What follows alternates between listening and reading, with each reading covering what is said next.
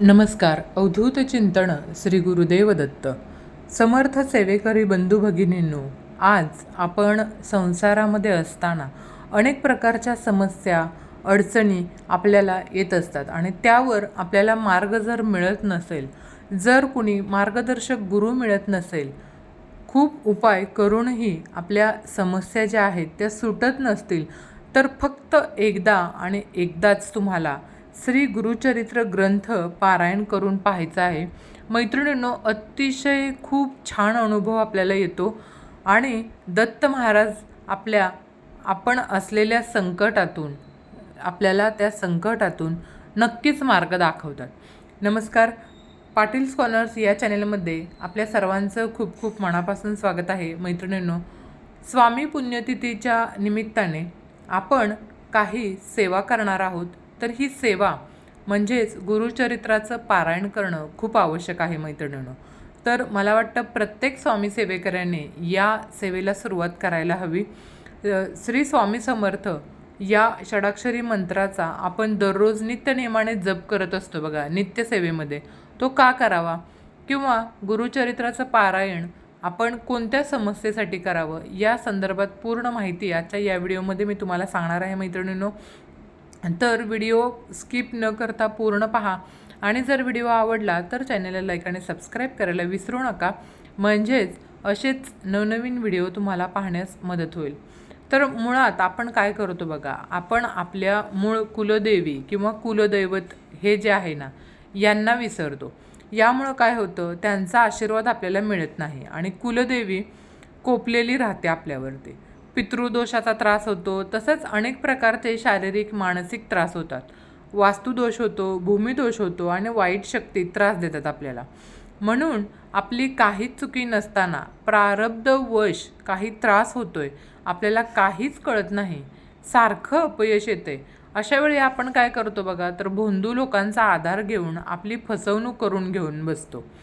तर मैत्रिणींनो, आपण यावेळी जर या वाईट तंत्र विद्येकडे न वळता केंद्रात जाऊन श्री गुरुचरित्राचं पारायण केलं ना, तर श्री स्वामी समर्थ कृपेचा अनुभव आपल्याला मिळून जातो. म्हणून येत्या 30 एप्रिलला बघा, पुण्यतिथी, स्वामी समर्थ महाराजांची पुण्यतिथी आहे. तर तेव्हा प्रत्येक स्वामी केंद्रामध्ये सप्ताह चालू होतो.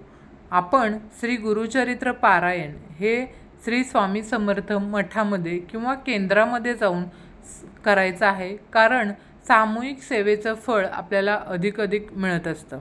जर ज्यांना शक्य नाही त्यांनी घरातून सुद्धा करू शकतात, पण ज्या माझ्या सेवेकऱ्यांना शक्य आहे अशा सेवेकऱ्यांनी मठामध्ये किंवा त्यांच्या जवळपास जे महाराजांचं केंद्र आहे त्या केंद्रामध्ये जाऊन सामूहिक सेवा करणं खूप महत्त्वाचं आहे मैत्रिणींनो. तर लक्षात घ्या, अनेक उपाय करतो आपण, पण त्याचे काय होतं, पितृदोषाचा त्रास आपल्याला कमी होत नाही बघा. तर काय होतं, अनेक उपासना करतो तरी पण आपण पितृदोष प्रखरता कमी होत नाही. तर आध्यात्मिक प्रगती आपली खुंटलेली असते कुठं. संसारात अनेक अडचणींना आपल्याला सामोरं जावं लागतं, गंभीर समस्यासुद्धा निर्माण होतात. अशा वेळी आपण श्री दत्तगुरूंना शरण जाऊन गुरुचरित्राचं पारायण करणं हा याच्यावरती अतिशय रामबाण असा उपाय आहे, रामबाण अशी सेवा आहे मैत्रिणींनो. आता तुम्हाला कोणताही त्रास असू दे, कुठलीही समस्या असू दे, याच्या सर्वांवरती एकच रामबाण उपाय, तो म्हणजे गुरुचरित्राचं पारायण करणं. तर पारायणाची फलप्राप्ती तुम्हाला मी सांगते. तर मैत्रिणींनो बघा, पितर त्रासांपासून आपली मुक्ती होते. जर तुम्ही एक जरी पारायण केलं तरीसुद्धा तुम्हाला याचं फळ नक्कीच मिळतं. त्याच्यानंतर आपल्याला कुलदेवतेचा, जर आपण कुलदेवीची सेवा करत नसू तर तिचा कोप आपल्यावरती जो झालेला असेल तर त्याचं निवारण होतं. तसंच कनिष्ठ देवता त्रास निवारण होतं, देवता कोप निवारण होतं, संतती समस्या निवारण होतं. जर तुम्हाला मूलबाळ होत नसेल तर ही समस्या तुमची लवकरात लवकर सुटते.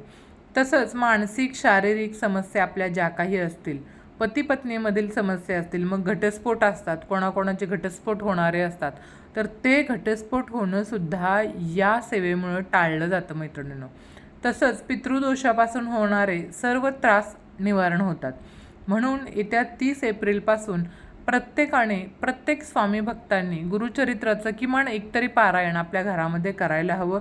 आता हे पारायण केल्यामुळं काय होणार आहे याचं फळ तर तुम्हाला 100% मिळणारच आहे, पण तुमच्या ज्या काही समस्या आहेत त्यासुद्धा सुटण्यास मदत होणार आहे मैत्रिणींनो.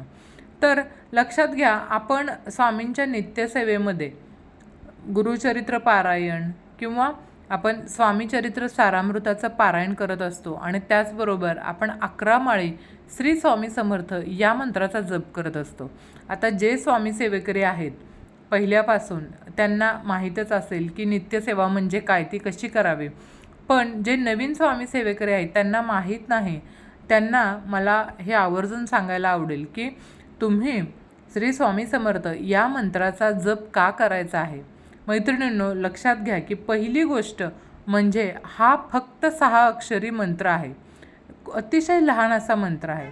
आता शास्त्रीय विश्लेषण मी तुम्हाला या ठिकाणी सांगते. तर शास्त्रीय विश्लेषणानुसार यामध्ये स हा शब्द 3 वेळा आलेला आहे, म हा शब्द 2 वेळा आलेला आहे आणि र हा शब्द अर्धवट अवस्थेमध्ये 2 वेळा आलेला आहे बघा, म्हणजे तो 1 वेळा आहे. स या शब्दाने माणसाला सकारात्मक ऊर्जा प्राप्त होते. मन, बुद्धी, अंतकरण, चित्त, आपले आचार, विचार, त्याच्यानंतर उच्चार सकारात्मक होतात. त्यामुळं प्रत्येक घटनेकडे, गोष्टीकडे, नात्याकडे आपला पाहण्याचा दृष्टिकोन बदलतो आणि तो सकारात्मक होतो बघा. आपल्या मनामध्ये कधीकधी खूप निगेटिव्हिटी, खूप नकारात्मक, एखाद्या व्यक्तीबद्दल नकारात्मकता खूप भरलेली असते.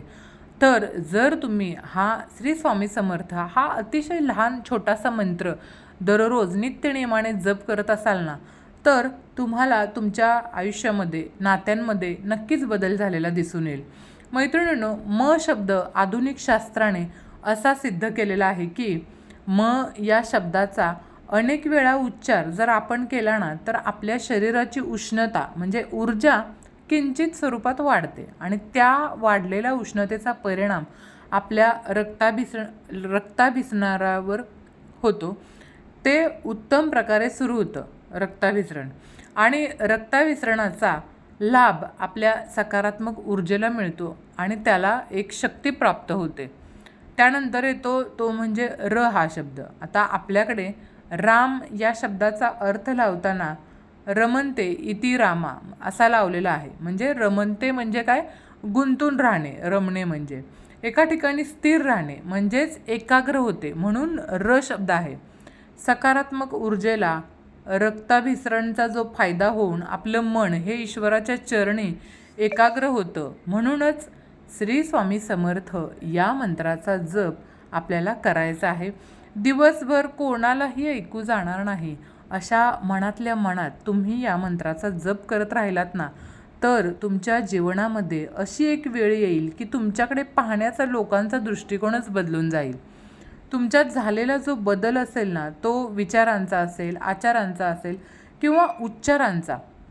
आणि त्यामुळं एक आदर्श व्यक्तिमत्व म्हणून ज्या भागात तुम्ही राहताय किंवा ज्या घरामध्ये राहताय, ज्या कुटुंबामध्ये राहताय, त्या कुटुंबात तुम्हाला एक विशिष्ट स्थानसुद्धा प्राप्त होईल मैत्रिणींनो. म्हणूनच स्वामींच्या नित्यसेवेमध्ये आपण श्री स्वामी समर्थ या मंत्राचा 11 माळी जप करत असतो.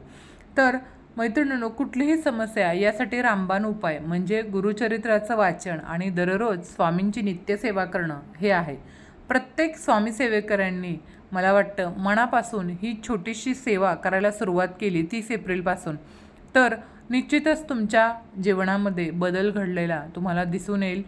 तर आजची झालेली सेवा महाराजांच्या चरणी अर्पण करते आणि हा व्हिडिओ आवडला असेल तर चॅनलला लाईक आणि सबस्क्राईब करायला विसरू नका. धन्यवाद. श्री स्वामी समर्थ. जय जय स्वामी समर्थ.